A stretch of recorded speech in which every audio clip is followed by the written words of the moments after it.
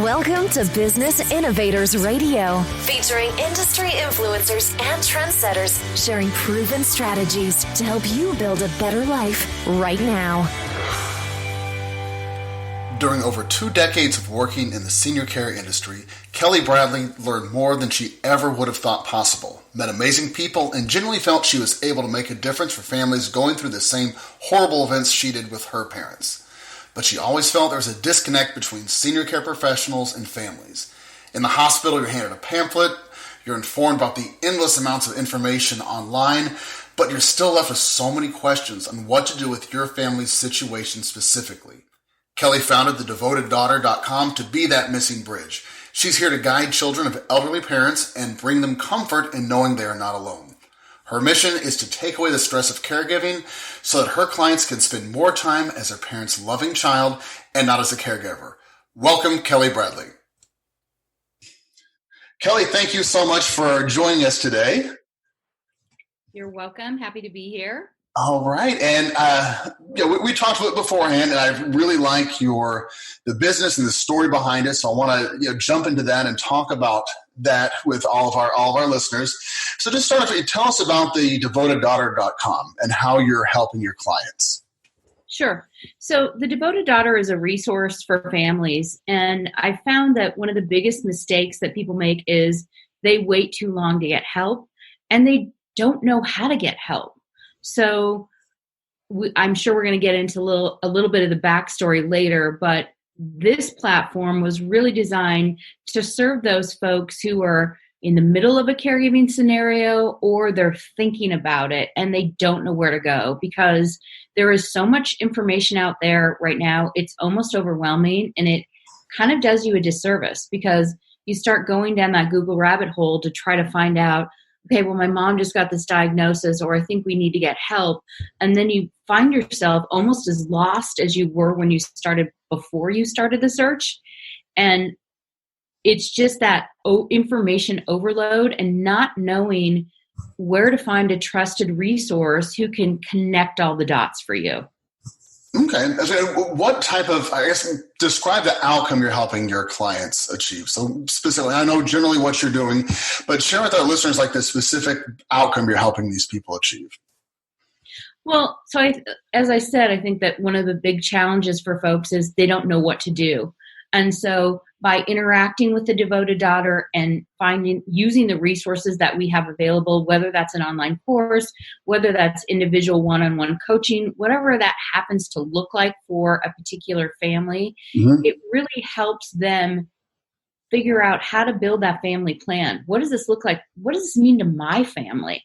And they come to us with just confused and frustrated and unsure in terms of what the future looks like for their family. So by pulling all these pieces together for them, they walk away with their eyes are wide open. They have clear steps to take that they can do tomorrow or today. And best laid plans can change on a dime.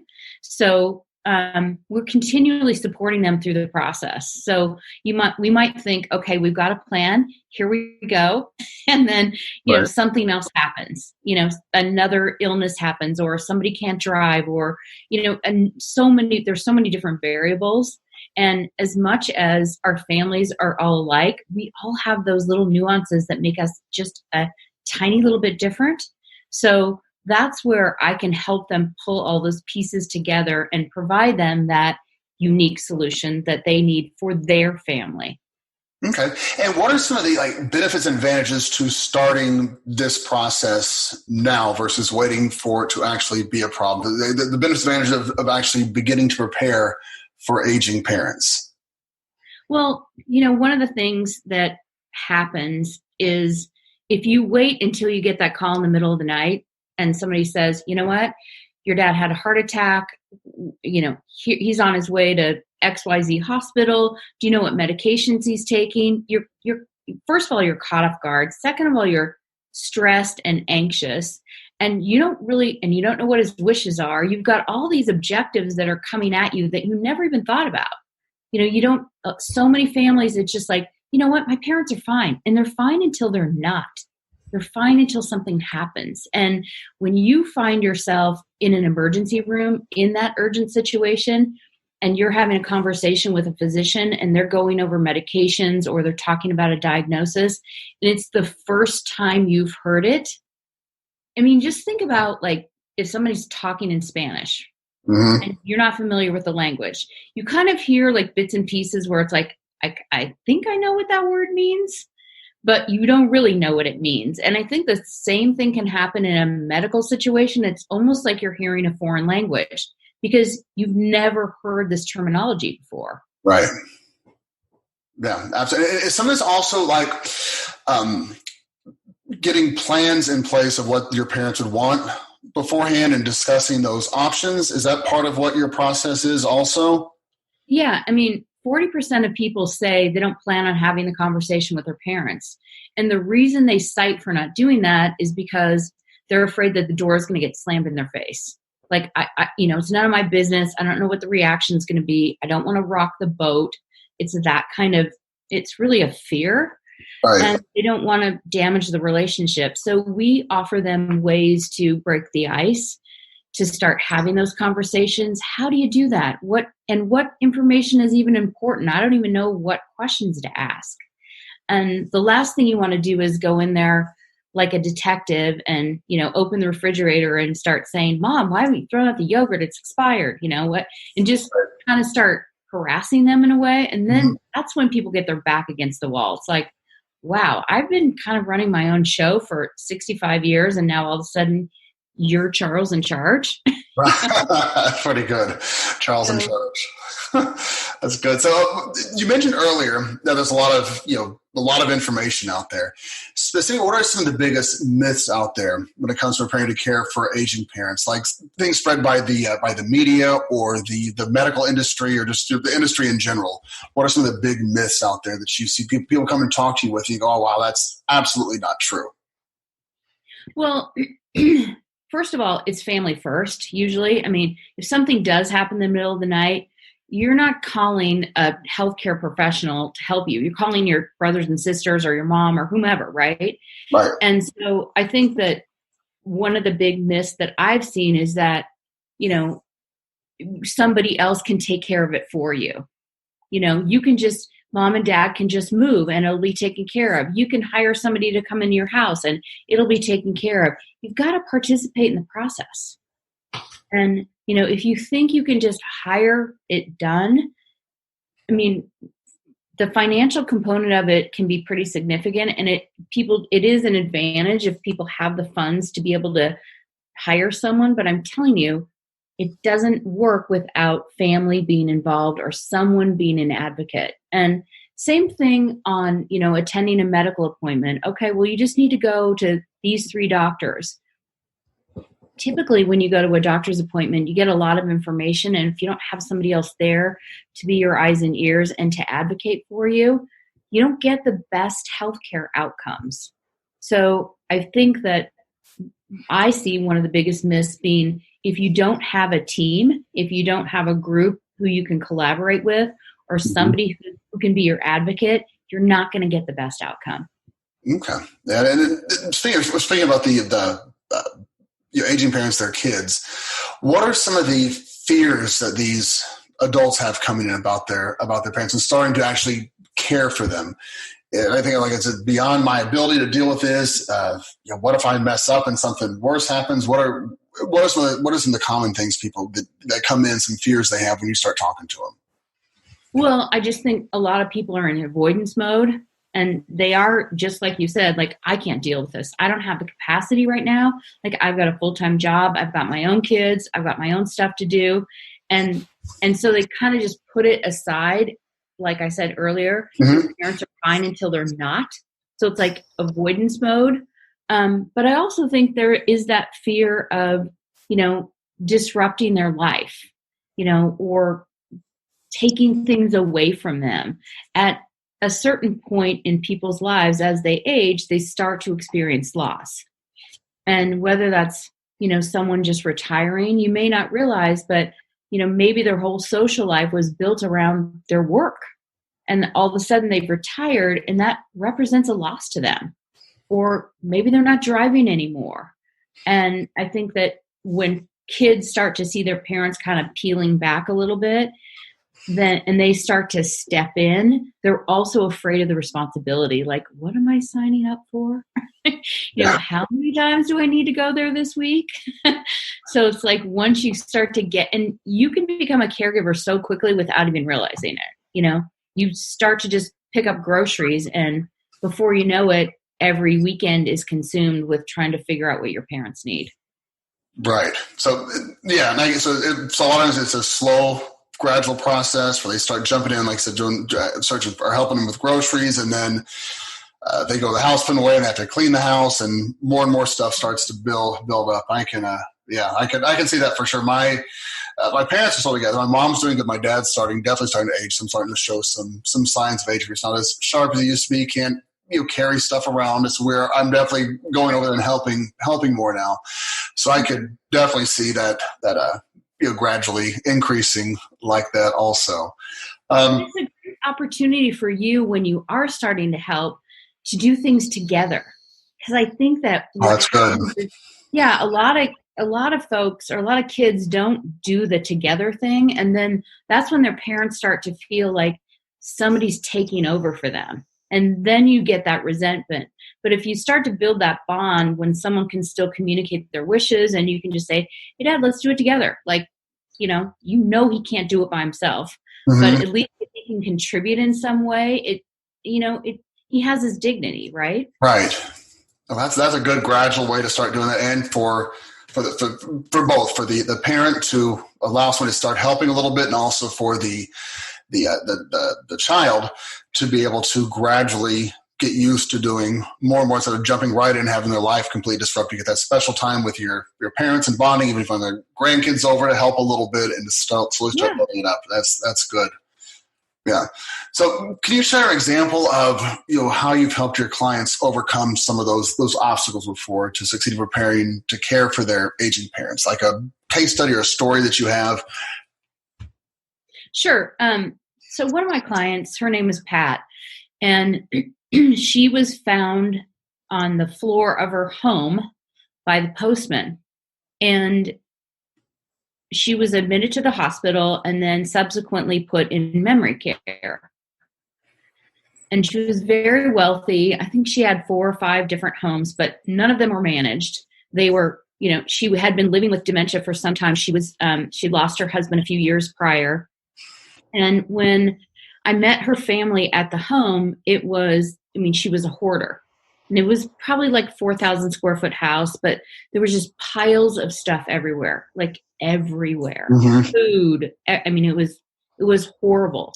Stock certificates that were worth hundreds of thousands of dollars just laying in piles around the house, cash, jewelry, all kinds of stuff. And I said to them, and she was a tube feeder, so there was some medical complexities also. So I just said to the family, the first thing we have to do is get our arms around all the valuables that are in here, gather everything together before she comes home, and but not disrupt the environment, because it's kind of like you just have to pick your poison. Right. And your first instinct is, oh my gosh, let's get all this crap cleaned up and muck out the house. But when you strip everything away from somebody so quickly, you're probably not going to get good cooperation. And she was already really fearful. So we got her home, and little by little, we just worked our way through the house, identified, and we did things like there were leaves in the tables. And so we would just, when she was napping, we'd take some things off, clean it off, and take a leaf out. There was stuff on the table. Little by little, we were cleaning it all up. And, we got through it, and we were able to get her to a scenario where she had 24-hour care. She had caregivers coming in. It wasn't a financial issue for her. And she really found joy in her life again. And I think that's the place where I see such value. I walked in one day, and one of the caregivers, they had a record player playing. She had speakers throughout the house. And this little gal that was helping care for her, she was like 22, and Pat was 90, and they were dancing in the living room. And Oh, wow. I was like, wow, just so much joy. And she was happy. Yeah. You can't beat that.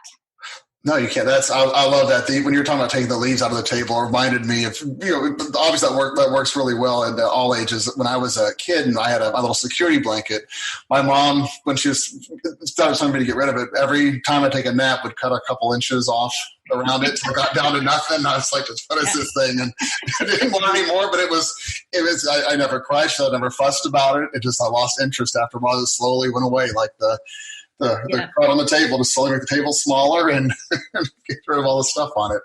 So you obviously did. What's that? Go ahead.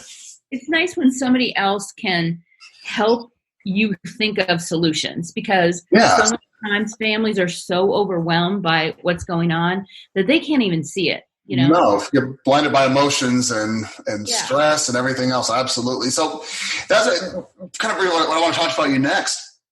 You obviously did not go to college for this particular business. It's not like it was not a major you had in college. So what inspired you to start this business and this consulting that you're doing? It's very, very niche and specialized. So I assume you've got a good story in there. Yeah. Well, my mom was diagnosed with diabetes at an early age, and I was in my 30s and working and traveling. And she just kept getting sicker and sicker. And then one thing would lead to another. It was like, first it was diabetes, and then it was neuropathy, and then it was kidney failure, and it was cancer. Then she lost her eyesight. So she was very medically complex, and something that most people aren't going to go through, I hope. But as a family, we just had to band together and try to figure out, how are we going to do this? And my younger brother is an orthopedic surgeon. He's 14 years younger than I am, but he went to medical school based on just, going through this with my mom. And my sister-in-law was a nurse. And then I just sort of fell into it because I'm the oldest, and it was like, we've got to figure this out. And there was never a great answer. But one day I was out with my mom. We were at chemo, and she had to use a walker because she was really weak. And I would just kind of give her a bear hug and pick her up and go, okay, Mom, here we go. We're out. Like, we can go now. And there was a man sitting next to us, and he said, wow, I wish I had somebody to do that for me. I was just like, oh my gosh, I'd been to so many doctor's appointments with her. And I thought, there are a lot of people who don't have kids who can just stop and do this for their parents. They have to be at work, or they've got other responsibilities. Right. And that led me to owning and operating an in-home care company. Mm-hmm. And I just thought, this is something I can do. I'm doing it with my own family. I think I can serve others in this way. And I did that for about 11 years and served over 1,000 families during that time. So I've seen a lot in my own family and with others. But at the end of the day, I felt like, and I was operating a franchise, so I was limited in the people that I could serve. And I felt like that the message was, and the need was bigger than in-home care, that, it starts with that conversation. It starts with, identifying resources, and it goes all the way up to and including hospice care. So there's just a whole spectrum of care and resources that are needed along the way. And that's what kind of prompted me to form the Devoted Daughter and found that organization so that I could serve people across the board and in a bigger way. Okay. Wow. I knew that'd be a good story. That's impressive. I saw my mom go through that with my grandmother. The same thing when she started getting a little older and having problems. And Mom was one running around with her doing all that stuff. So I saw firsthand what that was like. So what's the most important question that like a person with aging parents should ask themselves as they consider to start preparing for it? What's the one question you think that they should really ask themselves, or the most important for them to consider as they start this process? I think when you first start the process, the biggest thing is to figure out what your parents want. What are their wishes? And whether those are realistic or not, everybody wants to be heard. Mm-hmm. And so unless you can hear them, you won't be able to support them financially, personally, professionally, or otherwise. Okay. That's good. The communication open, find out what they want, and having them on board with it. I love that. That's seems to be a trend in what you've shared with us today, is that communication back and forth and getting buy-in from everybody at both steps, and keeping them both sides of this having complete buy-in and being the team, and not having having the butting heads, for sure. And sometimes it's not you're not the person. Maybe right. Your sister has a better relationship with your mom and she can talk to her. You just kind of have to let that go. It's not a contest, right? It's we just want to help them, and we want to help each other and remain a family through this process and not sabotage it. Right. Okay. And what's something that an adult with aging parents, what should they look at when they're considering a person like yourself to help them, like a consultant to help them out with this, or a in-home care type company? What are some things they should look at when evaluating consultants, other people to help them with this? I think that the first thing is you want to make sure that the person has the background and the expertise. If you're hiring somebody to come into the home, that's kind of a different scenario. But I would say if you are doing that, each state has different rules and regulations. So you want to learn what's necessary in your state to operate an in-home care company. So, for example, in some states, in-home care companies cannot help with medications. In other states, they can. And if they are helping with medications, that's something that you want to take pretty seriously and find out what the training is. Do they have an RN on staff? What kind of support or infrastructure do they have behind the scenes? I would also recommend that you find out, you need to make sure that the folks are licensed and bonded. So you want to make sure that they have that protection for you. And you also are going to want to check and meet with them personally. If somebody says, we'll just send someone over to your parents' house, that's just a major red flag. They should always meet with you personally, do an in-home assessment, because, it's not always right. I've met with families before, and I could see that I didn't have the appropriate staffing to serve them. And I've said, you know what, I'm not ready for you yet. Or we just, we need to talk about this in 3 weeks, or I'll recommend another company. Just, you want somebody who's going to be totally open and honest with you. You also want to consider states that have regulations like tiered levels of licensure, because in some cases you'll hire a company that has a low level of licensure, and then your parent goes in the hospital, they're sicker, they need more help. And then you've got this great caregiver that your parents love, but you can't work with that company anymore because they don't have the appropriate license. So, make sure that the company you select can, go the distance with you. Okay. That's great. There's a lot of good advice in there for sure. And if somebody has been listening to this now, they've gone through this, and this is exactly the situation I see myself in. My parents are getting close to that age. I want to dig deeper into who Kelli Bradley is and find out more about the devotedaughter.com. Come to your website. What should they do there? Are there other places they should go? Where should they find out more about you and your services? So a majority of the information is on the site, thedevotedaughter.com. We also have, we call it the Playbook for Aging Parents. So it's a digital course that people can kind of go and get their feet wet. And then the other thing that I'm offering right now is I put together a free Facebook group, and it's exclusive. It's called The Silver Lining, and it's exclusive in that I go live every Wednesday at 4:00 Pacific time. And I don't know anybody else that's doing this right now. So it's an opportunity for people to get their feet wet. And if they have a question, they can DM me, they can send me an email, whatever they're comfortable with, and I'll respond to them each week. So those are resources that are available. We've also got a blog there. So lots of great information. Oh, that's great. Probably even if people are just jumping on and new to this, I'm sure they've had the same questions they've had, other people have had and sent you before, and they'll be able to find out answers to those and watch the videos. That's great. Yeah, those live videos are a great way to interact with people, even for the people that are a little more, passive or unsure, not want to jump right in and ask questions. They're probably gonna have the exact same questions also. So that's a great way to get started. They do. I mean, I'm telling you, in 11 years, it's just people would call month after month, week after week, day after day. And, they're new to this, right? This is new information to them. So they do ask the same questions. And Absolutely. that was one of the reasons that I thought I'm so passionate about this, the Devoted Daughter, is allowing people to get that information as, when they need it, so that they're not waiting and kind of trying to figure it out on their own, or they're not going to a doctor's appointment and someone says, "Oh, here, honey, here's a brochure and a pat on the back. Like, I'm sure this company can help you." It's like, what? Mm-hmm.